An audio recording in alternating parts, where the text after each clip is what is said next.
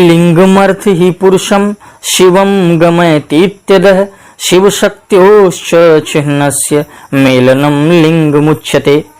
अर्थात शिव शक्ति के चिन्ह का सम्मेलन ही लिंग है। लिंग में विश्व प्रसूतिकर्ता की अर्चा करनी चाहिए। यह परमार्थ शिव तत्व का बोधक होने से भी लिंग कहलाता है। प्रणव भी भगवान का ज्ञापक होने से लिंग कहा गया है। अन्यत्र पृथ्वी को पीठ और आकाश को लिंग कहा गया है। जैसे वेदी पर लिंग विराजता है वैसे ही पृथ्वी पर आकाश है।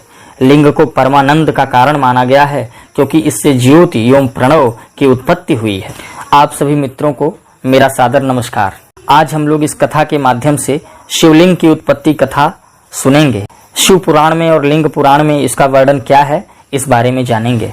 तो आइए मित्रों शुरू करते हैं। शिवलिंग की उत्पत्ति की कथा का वर्णन शिव पुराण, लिंग पुराण इत्यादि में मिलता है। लिंग पुराण में वर्णित कथा के अनुसार शिवलिंग के उद्भव की कथा स्वयं ब्रह्मा जी ने ऋषियों को बताई थी। वह कथा कुछ इस प्रकार है। एक बार ब्रह्मा जी जनलोक की रक्षा के लिए विष्णु जी के पास समुद्र में गए। उस समय सृष्टि का स्थिति काल पूर्ण हो चुका था। सूर्य की किरणों से पशु, मनुष्य, पिशाच तथा राक्षस आदि जलकर नष्ट हो चुके थे। उस समय विष्णु जी अंधकार में समुद्र में निश्चिंत होकर शयन कर रहे थे। सर्वात्मा महाबाहु कमल नयन नारायण को इस प्रकार सोता देखकर ब्रह्मा जी उनकी माया से मोहित हो गए और उन्हें जगाते हुए कहने लगे, पुत्र उठो, पुत्र उठो, मैं तुम्हारा ईश्वर तुम्हारे सामने खड़ा हूँ। निद्रा में विष्णु जी ने जैसे ही नेत्र खोले ब्रह्मा जी को देखकर हंसते हुए कहा, वत्स स्वागत है, आओ, तुम्हारा कैसे आगमन हुआ।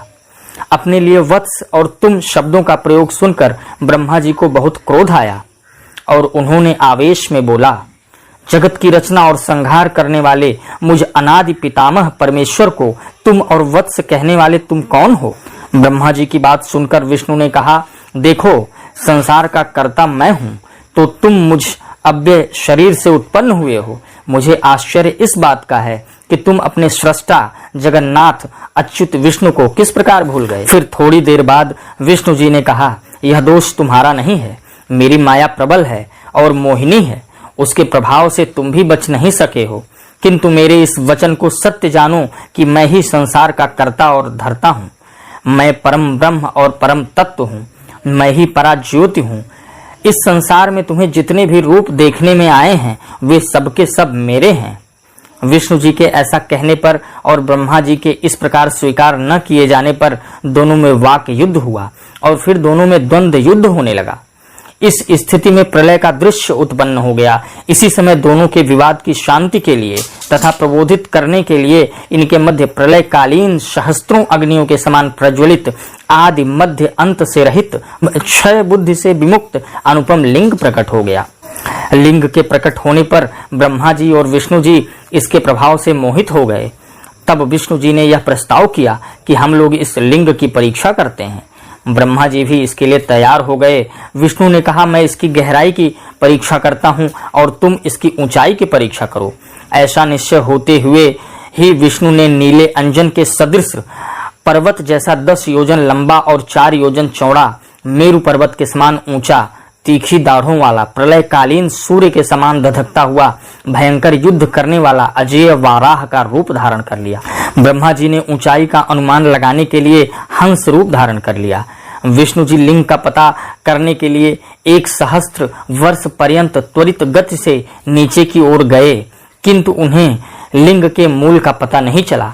इसी प्रकार से इतनी ही अवधि तक ब्रह्मा जी भी ऊपर की ओर उड़ते हुए गए, किंतु लिंग के छोर का पता नहीं चला। थक हार कर दोनों वापस आ गए और उन्हें अपनी स्थिति का एहसास हो गया था। उन्होंने यह जान लिया कि हम शिव की माया से विमोहित हैं। तब उन्होंने उस लिंग की परिक्रमा कर प्रणाम किया और उस लिंग की पूजन अर्चन और वंदन किया। यही भगवान शिव का प्रथम शिवलिंग माना गया। इसके पश्चात ही लिंग को शिव का प्रतीक मानकर पूजा करने की परंपरा आरंभ हुई। इस प्रकार लिंग पुराण में वर्णित कथा से हमें शिवलिंग की उत्पत्ति का पता चलता है। साथियों, उम्मीद करता हूं कि शिवलिंग के उत्पत्ति की कथा आप लोगों को अवश्य ही अच्छी लगी होगी और एक नई जानकारी आप लोगों को मिली होगी। दोस्तों, इसी के साथ इस वीडियो के अंत तक बने रहने के लिए आप सभी का धन्यवाद।